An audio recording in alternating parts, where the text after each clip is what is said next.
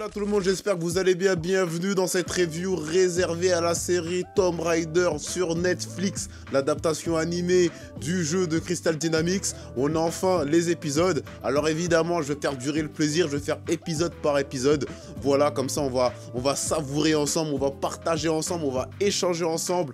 Donc installez-vous, mettez-vous à l'aise, let's go!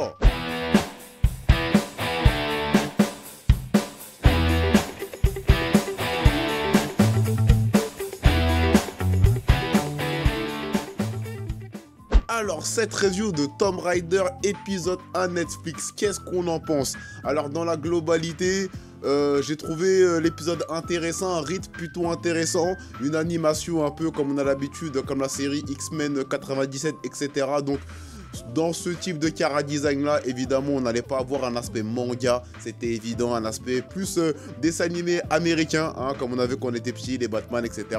Donc, je trouve ça plutôt cool et c'est plutôt bien amené. Donc, en parlant de la review, on va prendre point par point. J'ai pris des petites notes, là c'est à côté, là, bon là vous voyez pas, mais là c'est à côté. Voilà, on va commencer par le début. Donc dès le début, en fait, on est dans l'immersion, on rentre dedans. Simplement, on est je crois qu'elle est au Chili, si j'ai bien compris, je crois que c'est ça.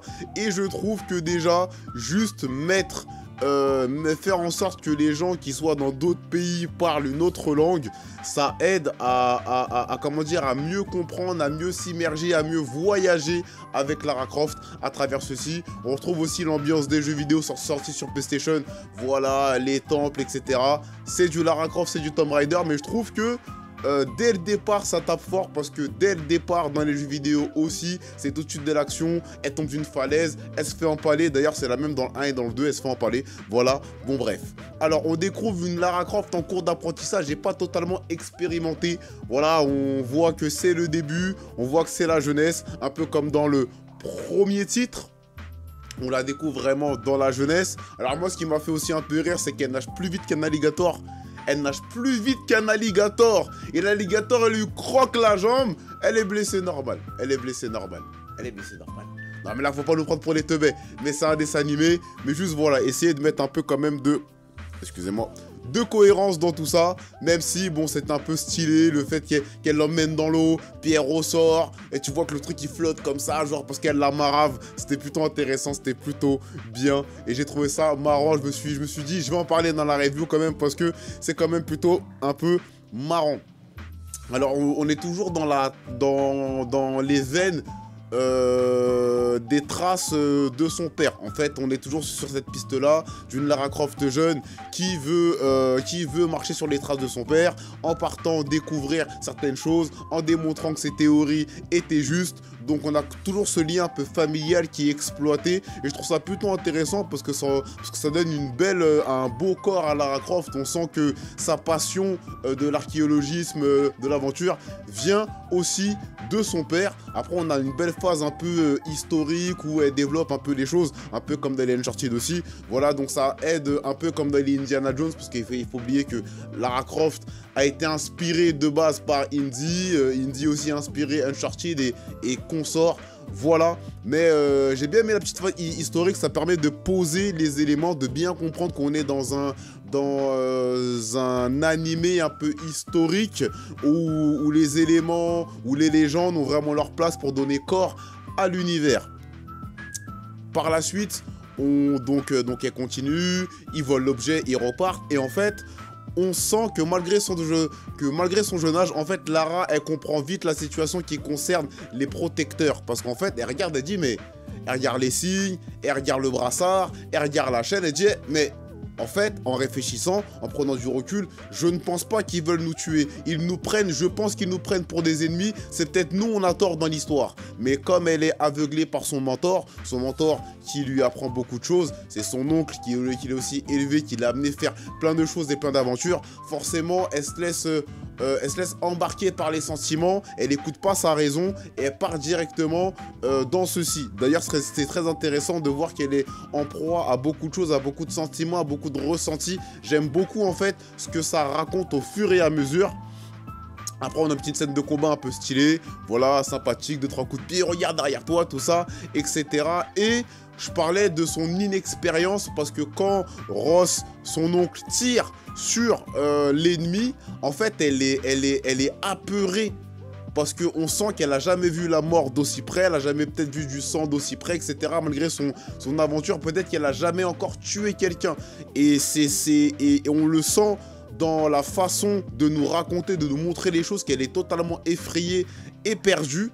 Et c'est à partir de là qu'elle commence à comprendre que dans la vie, c'est soit tu te fais manger, ou soit tu manges les gens. On sait pas dans tous les domaines, mais là je parle de la série.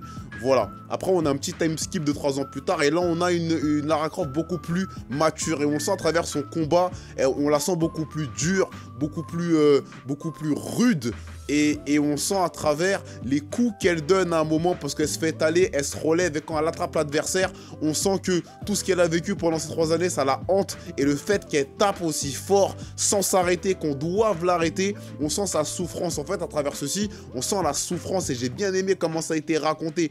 Pas besoin de faire des grands signes, etc. Même si c'est développé par la suite, et qu'on a quand même la scène d'exposition du « oui, j'ai souffert, patati, patata, Ross il est mort, c'est de ma faute ». Voilà, mais ça, c'était subtil et j'ai bien aimé.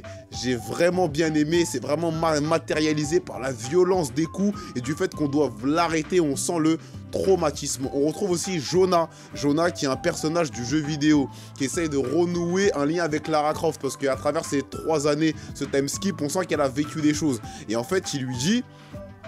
il essaie de comprendre sa douleur. Il lui dit « Laisse-nous t'aider. C'est pas en fuyant les choses que tu vas pouvoir... passer à autre chose, c'est pas en fuyant les choses que tu vas réussir en tout cas à faire en sorte d'avancer. » Et en fait, elle ne veut pas avancer de cette façon-là. Et ce qui est marrant, c'est que dans la scène d'après, donc elle continue à... On sent une Lara un peu baroudeuse, grande bouteille, elle boit, etc. Voilà. Et en fait, elle voit quelqu'un qui a perdu son mari et qui brûle toutes ses affaires. Et là, ça fait tilt.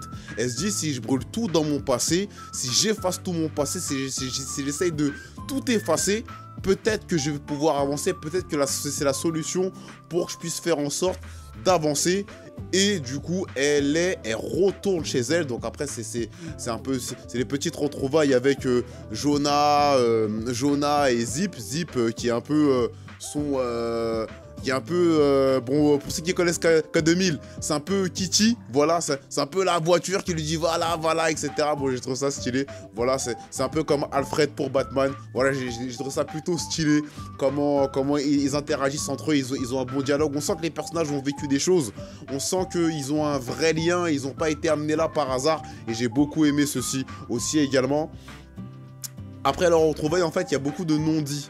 Et c'est après ces non-dits qu'on comprend en fait les tenants, les aboutissants du time skip et de ce qui s'est passé et du pourquoi, du comment de la souffrance que Lara elle ressent. Mais j'aime bien les non-dits. Oui, est-ce qu'elle va venir? Est-ce qu'elle va pas venir? Oui, tu comprends, elle est occupée, mais on sent que quand Jonah dit ouais, elle est occupée, ça veut pas dire elle est occupée, ça veut dire elle veut pas venir, elle a trouvé une excuse pour peut-être pas t'affronter physiquement. Et j'aime bien ces non-dits, en fait ça fait très mature dans les choses, ça fait très adulte, on n'est pas obligé d'avoir que des scènes d'exposition pour qu'on puisse comprendre.